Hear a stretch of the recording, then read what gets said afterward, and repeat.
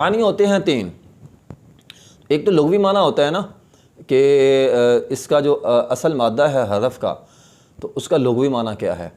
تو کافارا لغوی معنی کیا ہو گیا؟ چھپانا۔ اسی طرح ایک معنی ہوتا ہے عرفی معنی، عرف عام میں اس کو کیا کہتے ہیں، اس سے مراد جو ہے وہ کیا ہے۔ تو عرفی معنی بعض اوقات مراد ہوتا ہے، اور بعض اوقات شرعی معنی جو ہے وہ مراد، ایک شرعی معنی ہوتا ہے کہ شریعت نے اس کا کیا معنی مراد لیا ہے۔ مثال کے طور پر پیچھے ہم نے لفظ پڑھا تھا یقیمون الصلاۃ، الصلاۃ کا لغوی معنی کیا ہوا؟ دعا کرنا۔ اب کوئی بندہ یہ نہیں کہے گا کہ یقیمون الصلاۃ کہ ہمیں دعا مانگنے کا حکم دیا گیا ہے، بلکہ اس سے مراد شرعی معنی ہے۔ تو الصلاۃ کا شرعی معنی کیا ہے؟ نماز پڑھنا ہے۔ تو بہرحال یہ جو لغوی معنی ہوتا ہے اور یہ جو شرعی معنی ہوتا ہے، اس کے اندر کوئی نہ کوئی ربط ضرور ہوتا ہے۔ تو چونکہ نماز کے اندر بھی ہم جو ہے وہ دعا مانگتے ہیں، تو اس لیے اس کا وہاں پہ ہم نے شرعی معنی کرنا ہے۔ تو کفروا کا لغوی معنی جو ہوا وہ چھپانا، پردہ ڈالنا، اور شرعی معنی جو ہے وہ اس کا انکار کرنا۔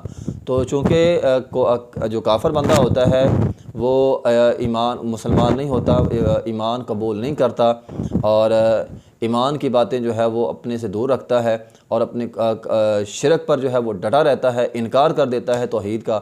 تو اسی لیے یہاں پہ کافروا انہوں نے انکار کر دیا، وہ کافر ہو گئے۔ سواء، جس طرح ابو جہل تھا نا، ابو جہل، اب ابو جہل کو ہم کافر کہتے ہیں، حالانکہ وہ جانتا تھا کہ یہ جو قرآن پڑھا جا رہا ہے یہ انسانوں کا نہیں ہے، ٹھیک ہے۔ تو اس نے کیا کیا؟ اس بات کو چھپا لیا۔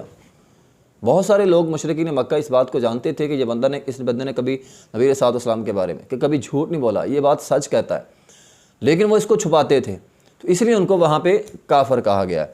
تو فرمایا ان الذین کفروا، بے شک یہ لوگ جنہوں نے کفر کیا، سواء کہتے ہیں برابر، اردو میں لفظ استعمال ہوتا ہے مساوات، برابری کے لیے استعمال ہوتا ہے۔ تو برابر ہے علیہم، ان پر، انذرتہم،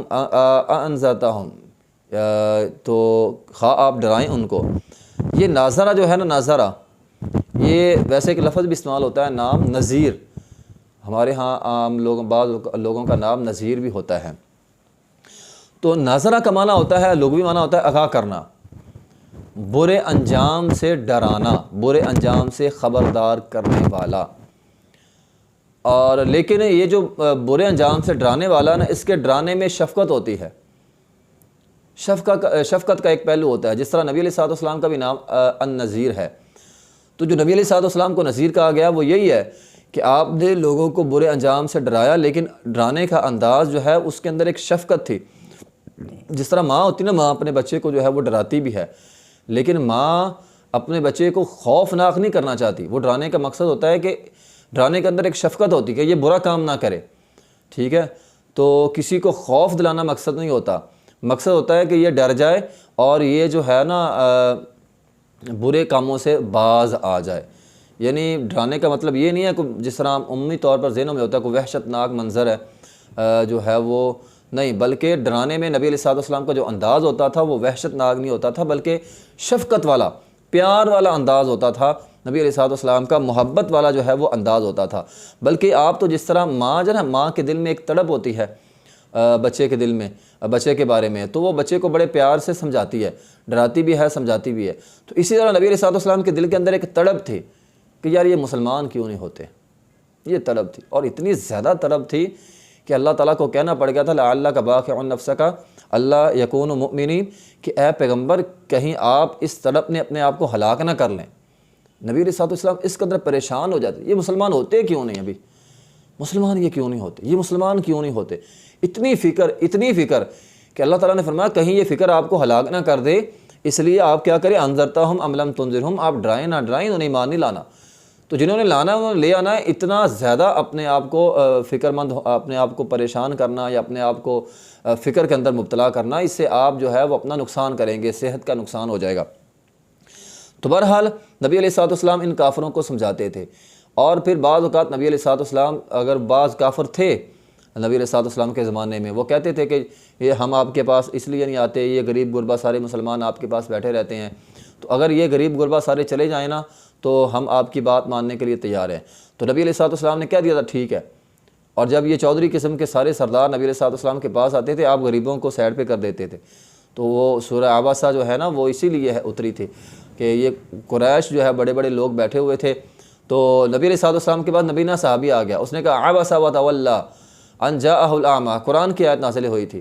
تو جب نبینا آدمی آیا تو نبی علیہ الصلوۃ والسلام نے تھوڑا سا ماتھے پہ تیوڑی چڑھائی، یہ کیوں آ گیا؟ اس کے آنے سے یہ سارے چودھری جو ہے وہ اٹھ جائیں گے، تو یہ چودھری سارے اٹھ جائیں گے، ماحول خراب ہو جائے گا۔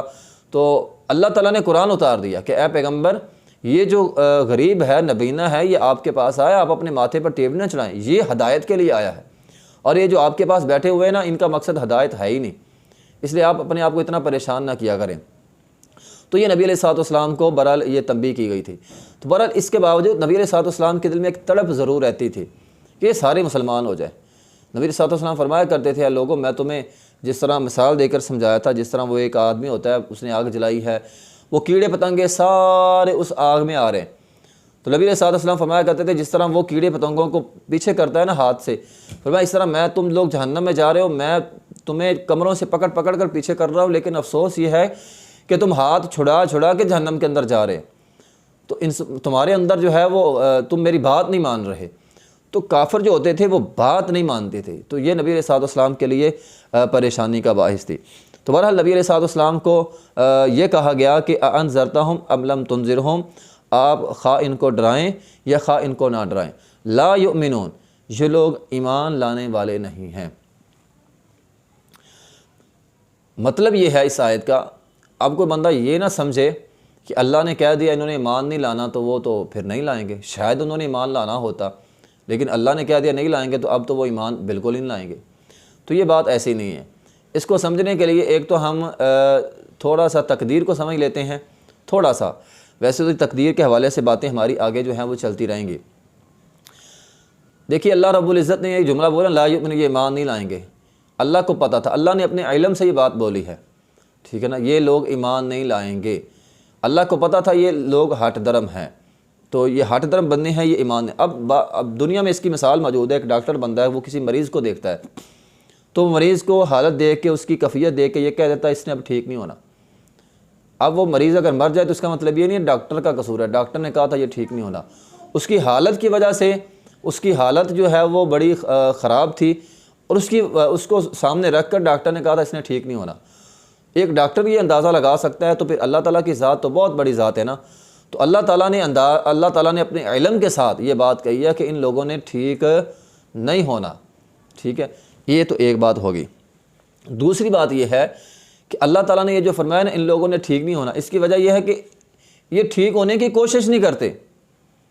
ٹھیک تو انہوں نے ہونا ہے جو ٹھیک ہونے کی کوشش کرتے ہیں۔ اب جو لوگ ٹھیک ہونے کی کوشش ہی نہیں کر رہے سرے سے، وہ لوگ کبھی بھی ٹھیک نہیں ہوں گے، چونکہ انہوں نے کوشش نہیں کی، یہ ٹھیک نہیں ہوں گے۔ اور اسی طرح اس کی مثال میں یہ بھی دیتا ہوں، مثال کے طور پر ایک بندہ ہے، اس نے، ہم کہتے ہیں اس بندے کے بارے میں یار اس سے خوشبو نہیں آتی، اس سے خوشبو بندے سے اس وقت تک نہیں آئے گی جب تک یہ اپنی گندگی کو دور نہیں کر لیتا۔ بات سمجھ میں آئی؟ یعنی فلاں بندہ اس سے خوشبو نہیں آ رہی، اور اس سے اس وقت تک خوشبو نہیں آئے گی جب تک یہ اپنی گندگی دور نہیں کرتا۔ گندگی دور کرے گا تو خوشبو آئے گی، ورنہ تو بدبو ہی آئے گی۔ تو لا یؤمنون کا مطلب یہ ہے کہ یہ لوگ اس وقت تک ایمان نہیں لاتے جب تک اپنے شرک کی گندگی کو دور نہیں کر لیتے، ٹھیک ہے نا۔ کفر جو ہے، شرک جو ہے، یہ اندھیرا ہے، ایمان روشنی ہے، تو اندھیرا روشنی کیسے اکٹھے ہوں؟ تو جب تک یہ اپنے کفر کے اندھیرے کو دور نہیں کرتے، شرک کے اندھیرے کو دور نہیں کرتے، ایمان کی روشنی سے یہ منور نہیں ہو سکتے۔ تو یہ ہے اس کا مطلب۔